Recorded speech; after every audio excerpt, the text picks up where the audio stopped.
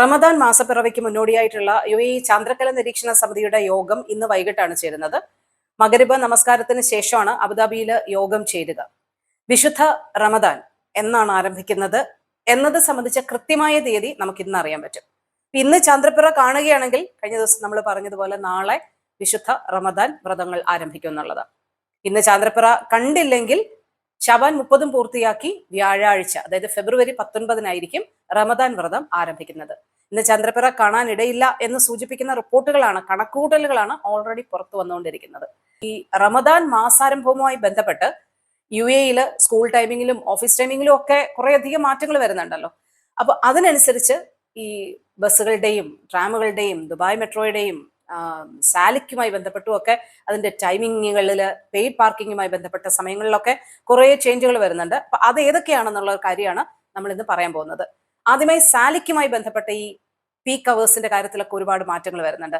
അതെന്താണെന്ന് നമുക്ക് നോക്കാം. ദുബായിലെ ടോൾ ഗേറ്റുകളുമായി ബന്ധപ്പെട്ട സാലിക് ടൈമിംഗ് ഇനി ഇങ്ങനെ ആയിരിക്കും. തിങ്കൾ മുതൽ ശനി വരെ രാവിലെ 9 മണി മുതൽ വൈകിട്ട് 5 വരെയാണ് പീക്ക് സമയം എന്ന് പറയുന്നത്. അപ്പോൾ ആ സമയത്ത് 6 ദിർഹം വീതമായിരിക്കും ഈടാക്കുക. പിന്നെ രാവിലെ 7 മുതൽ 9 മണി വരെയും വൈകിട്ട് 5 മണി മുതൽ പുലർച്ചെ 2 മണി വരെയും 4 ദിർഹമായിരിക്കും. പുലർച്ചെ 2 മുതൽ രാവിലെ 7 വരെ ടോൾ നിരക്കില്ല. ഇനി ഞായറാഴ്ചകളുടെ കാര്യം എടുക്കുമ്പോൾ രാവിലെ 9 മുതൽ വൈകിട്ട് 5 വരെ 4 ദിർഹമാണ്. രാവിലെ 7 മുതൽ 9 വരെയും വൈകിട്ട് 5 മുതൽ പുലർച്ചെ 2 വരെയും 4 ദിർഹമാണ്. പുലർച്ചെ 2 മുതൽ രാവിലെ 7 വരെ ടോളില്ല. പൊതു അവധി ദിവസങ്ങളിലും പ്രത്യേക പരിപാടികൾ നടക്കുന്ന സമയത്തും ഇതിൽ മാറ്റം വരാം എന്നുള്ളൊരു കാര്യമാണ് അറിയിച്ചിട്ടുള്ളത്. ദുബായിലെ പെയ്ഡ് പാർക്കിങ്ങുമായി ബന്ധപ്പെട്ട സമയക്രമങ്ങളിലും മാറ്റം വരുന്നുണ്ട്. ഈ റമദാൻ ആരംഭിക്കുന്ന ദിവസം മുതൽ RTA ഇതുമായി ബന്ധപ്പെട്ട സമയക്രമം പ്രഖ്യാപിച്ചിട്ടുണ്ട്. RTAയുടെ അറിയിപ്പ് പ്രകാരം ദുബായിലെ പെയ്ഡ് പാർക്കിംഗ് എന്ന് പറയുന്നത് തിങ്കൾ മുതൽ ശനി വരെ 2 പീരീഡുകളിലായിട്ടായിരിക്കും.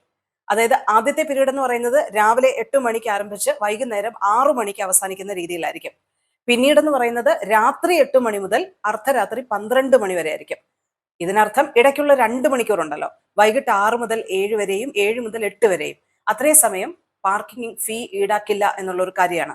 അതായത് ഈ മഗ്‌രിബ് നമസ്കാര സമയവും അതുപോലെ തന്നെ ഇഫ്താർ ടൈമിങ്ങിനോടൊക്കെ അനുബന്ധിച്ചാണ് നമുക്ക് ഫ്രീ ടൈം കിട്ടുന്നത് 2 മണിക്കോ. അതേസമയം ബഹുനില പാർക്കിംഗ് കേന്ദ്രങ്ങളിൽ 24/7 പാർക്കിംഗ് ഫീസ് ഈടാക്കും എന്നുള്ള ഒരു കാര്യവും RTA ഓർമ്മപ്പെടുത്തുന്നുണ്ട്.